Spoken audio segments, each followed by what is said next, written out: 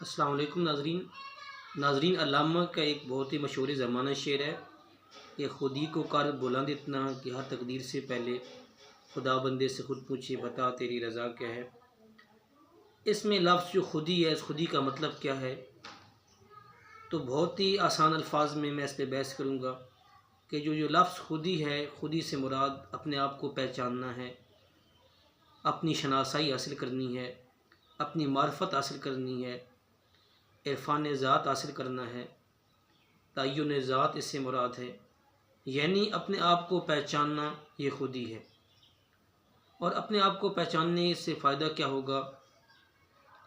صوفیاء کا ایک قول نقل کیا جاتا ہے کہ صوفیاء کے مطابق صوفیاء فرماتے ہیں کہ من عرف نفسہ فقد عرف ربہ، کہ جس نے اپنے آپ کو پہچان لیا گویا اس نے اپنے رب کی معرفت حاصل کر لی، اس نے معرفت الہی حاصل کر لی۔ تو اپنے آپ کو پہچاننے یعنی تربیت خودی کا یہ فائدہ ہوتا ہے کہ انسان کو اللہ پاک کی معرفت نصیب ہو جاتی ہے۔ اپنی شناسائی حاصل کرنے کا یہ فائدہ ہوتا ہے کہ اس بندے کو اللہ پاک کی ذات کی معرفت نصیب ہو جاتی ہے۔ تو اب علامہ نے یہ جو اپنا فلسفہ خودی ہے یہ کہاں سے اخذ کیا ہے؟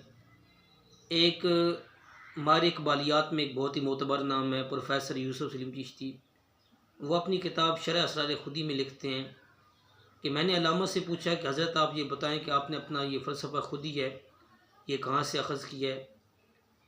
تو علامہ فرماتے ہیں کہ جب میں نے قرآن پاک کی آیت پڑھی کہ اللہ پاک فرماتا ہے کہ یا ایھا الذین آمنوا علیکم انفسکم لا یضرکم من ضل اذا اہتدیتم، کہ جس کا یہ مفہوم ہے کہ اے ایمان والو اپنی فکر کرو، اپنی جانوں کی فکر کرو، تو مجھ پہ یہ بات واضح ہو گئی کہ جو خودی کا استحکام ہے یہ فرض ہے، یعنی اپنی فکر جو ہے یہ لازمی ہے۔ تو یہ جو آیت ہے یہی میرے فلسفہ خودی کی بنیاد ہے، اسی کی بنیاد پہ میں نے اپنا فلسفہ خودی پیش کیا ہے۔ یعنی انسان کو استحکام خودی کرنی چاہیے، انسان کو اپنی خودی کی تربیت کرنی چاہیے، اور انسان اپنے آپ پہ غور کرے تو انسان ایک بہت بڑی مشین ہے، ایک بہت بڑی اللہ پاک کی بہت بڑی ایک تخلیق ہے۔ قرآن پاک میں اللہ پاک ایک اور مقام پر ارشاد فرماتا ہے کہ وَفِي أَنفُسِكُمْ أَفَلَا تُبْصِرُونَ، جس کا یہ مفہوم ہے کہ تمہارے اندر ہی قدرت کی بہت سی نشانی چھپی ہوئی ہیں، اور تمہارے اندر ہی ہیں، کیا تم غور نہیں کرتے، کیا تم دیکھتے نہیں ہو؟ یعنی تم اپنی جانوں پہ غور نہیں کرتے۔ انسان اگر اپنی جان پہ غور کرے، انسان اپنے آپ پہ غور کرے تو انسان ایک بہت کمپلیکیٹڈ مشین ہے۔ انسان کا جسم ایک چھوٹے چھوٹے سیل سے مل کے بنا ہے، چھوٹے چھوٹے خلیات سے مل کے بنا ہے۔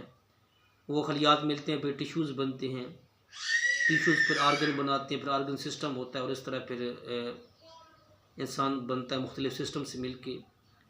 تو انسان بہت ہی کمپلیکیٹڈ مشین ہے جس کے اندر بہت سی کمپلیکیٹڈ سسٹمز موجود ہیں۔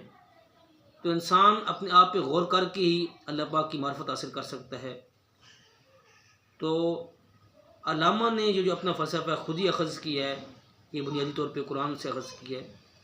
علامہ نے جتنے بھی اپنے فلسفے، چاہے وہ فلسفہ خودی ہو، چاہے فلسفہ مرد مومن ہو، چاہے فلسفہ عشق ہو، جو بھی فلسفے اخذ کیے ہیں ان کی بنیاد قرآن ہے، ان کا جو سورس ہے وہ قرآن ہے۔